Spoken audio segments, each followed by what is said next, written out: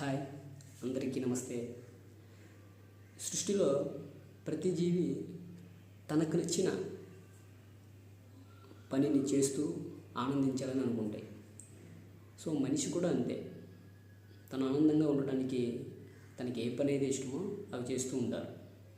So నాకు నచ్చిన పని ఏంటంటే ప్రయాణం చేయడం, జర్నీ అన్నమాట. అంటే నాకు అవకాశం వచ్చినప్పుడల్లా ఎక్కడో ఒక దగ్గరికి ప్రయాణం చేస్తూనే ఉంటా. సో ఈసారి నేను ఏంటంటే సరదాగా అలా తమిళనాడు వేలాంగిణి అనే ఊరికి వచ్చాను. నాగపట్నం అనే డిస్టిక్లో ఉంది ఇది. సో ఇక్కడ ఒక చర్చి ఉంది, వేలాంగిణి చర్చ్, అందరికీ తెలిసిందే, యూట్యూబ్లో చాలామంది చెప్పారు. సో నేను కూడా ఈ టెంపుల్ గురించి చెప్దామని అనిపించి ఈ వీడియో చేశాను. సో ఏంటంటే ఈ టెంపుల్ యొక్క చరిత్ర కానీ, ఈ టెంపుల్ మన భారతదేశంలో ఉండటం కానీ చాలా గర్వించదగ్గ విషయం. అంటే ఈ టెంపుల్ కోసం మీకు టెంపుల్ చూపిస్తూ వీడియోలో చెప్తాను. ఇదేనండి వేలాంగిణి టెంపుల్. ఇది చెన్నై నుండి 300 కిలోమీటర్ల దూరంలో ఉంది, నాగపట్నం అనే ఊరిలో ఉంది. పూర్తిగా ఇదంతా కూడా తమిళనాడు అండి. తమిళనాడులో నాగపట్నం అనే డిస్టిక్లో ఈ దేవాలయం ఉందన్నమాట. ఇది సముద్ర తీరాన్ని ఉంటుంది. ఇది క్రైస్తవ మతానికి సంబంధించిన రోమన్ క్యాథలిక్ దేవాలయం అండి. ముఖ్యంగా మేరీ మాతను పూజిస్తూ ఉంటారు. దేశంలో ఉన్నటువంటి చాలా రాష్ట్రాల నుండి మేరీ మాతను పూజించడానికి ఇక్కడికి వస్తూ ఉంటారు. కుటుంబంతో సహా వచ్చి ఇక్కడ 2-3 రోజులు ఉండి ప్రార్థన చేసుకుని వాళ్ళ ఆరోగ్యం బాగుండాలని ముఖ్యంగా ఆరోగ్య దేవతగా కొలుస్తూ ఉంటారండి మేరీ మాతని. చూడండి, ఇదంతా కూడా టెంపులే. ఇక్కడ ఆఫరింగ్స్ అంటే దేవుడికి సంబంధించినటువంటి కానుకలు కానివ్వండి, ఇవన్నీ అమ్మే ప్రదేశం అనమాట.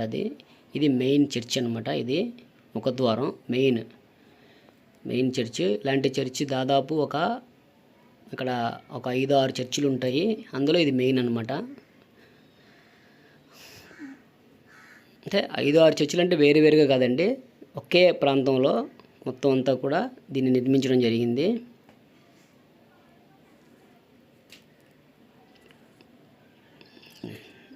చాలా అందంగా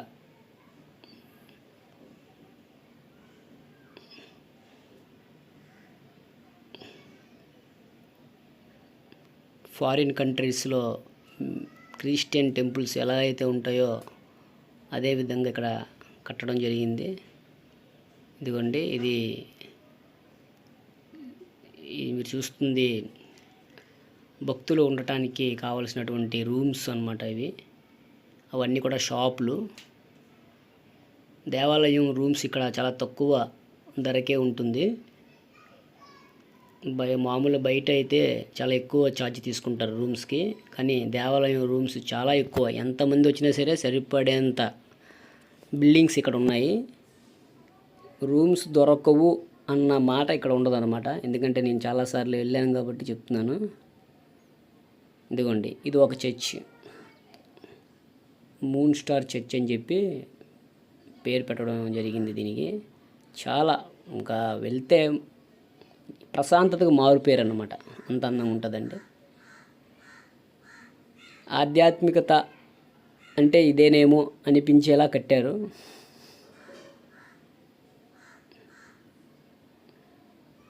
దేవుణ్ణి స్మరిస్తే ఇలాంటి చోటని స్మరించాలి అన్నట్టుగా ఉంటుందండి. చూడండి, ఇది కూడా మేరీ మాత చర్చిలో ఒక భాగం. ప్రశాంతంగా మెడిటేషన్ చేసుకోవటానికి అనమాట ఇది.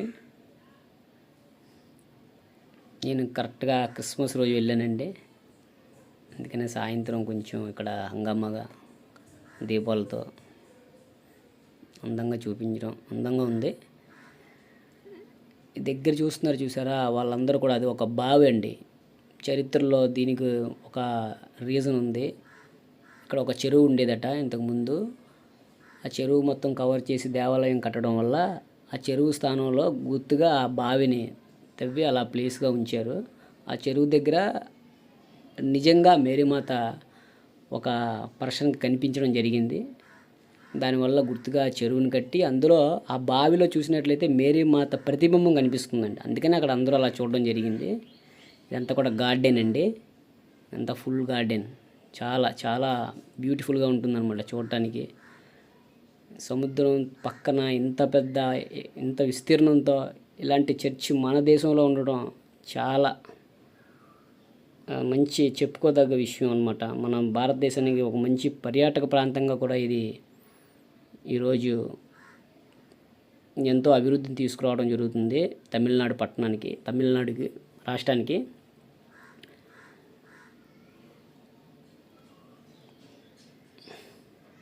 చూడండి, ఇదంతా కూడా గార్డెనే.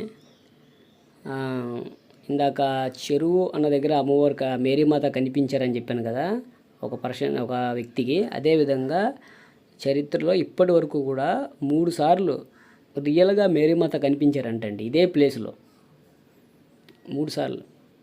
సో దానివల్లనే ఇంత ప్రత్యేకంగా పూజించడం జరుగుతుంది మేరీమాతని.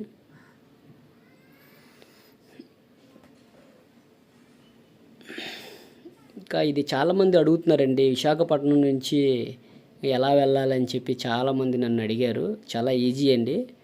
విశాఖపట్నం నుంచి మీరు ఏ ట్రైన్ ఎక్కినా సరే చెన్నైకి చాలా ట్రైన్లు ఉంటాయి. చెన్నై వచ్చేయండి. చెన్నైలో మాత్రం రాత్రి 9 గంటలకి, కరెక్ట్గా 9 గంటలకి చెన్నై నుండి కారైకల్ ఎక్స్ప్రెస్ 9 గంటలకు ఉంటుంది. అది కానీ ఎక్కితే మీరు ఉదయాన్నే 4 గంటలకల్లా నాగపట్నం వెళ్తారనమాట. సో నాగపట్నం నుండి పక్కనే వేలాంగిని అనే ఊరు, పక్కనే జస్ట్ బస్సు ఎక్కితే 7 రూపాయలు ఎంతో టికెట్ ఉంటుంది. అదే ఆటో ఎక్కితే 10 రూపాయలు. నడుచుకుంటూ కూడా మనం వెళ్ళిపోవచ్చు. సో మనతో పాటు లగేజెస్, పిల్లలు, ఫ్యామిలీ ఉంటారు కాబట్టి ఆటోలో వెళ్ళడం మంచిది. తర్వాత చూడండి, ఇక్కడ నేను డిసెంబర్ 25న వెళ్ళటం వల్ల ఈ లైటింగ్స్ ఇవన్నీ చాలా అందంగా ఉంటుంది. ఈవినింగ్ టైం కదా, చూడండి ఎంత అందంగా ఉందో. క్రిస్మస్ రోజు కాబట్టి ఈ విధంగా సెలబ్రేట్ చేయడం జరిగింది. ఆ రోజు వెళ్ళడం నా అదృష్టం అంతే. నెక్స్ట్ అండి, ఇక్కడ ఈ నాగపట్నం అనే డిస్టిక్లో వేలాంగణి టెంపుల్ ఒక్కటే చూడాల్సింది అని అనుకోకండి. ఈ నాగపట్నంలో చాలా చూడాల్సినవి ఉన్నాయి, చాలా ప్రదేశాలు ఉన్నాయి. అవేంటంటే ముఖ్యంగా ధనుష్ ఫోర్ట్, వైదేశ్వర ఆలయం, Poompuhar beach, Singaravelan temple, Abhirami temple, ఇలా చాలా ప్రదేశాలు నాగపట్నంలో మస్ట్ అండ్ షుడ్గా చూసి ఎంజాయ్ చేయవలసినటువంటి ప్రదేశాలు ఉన్నాయి.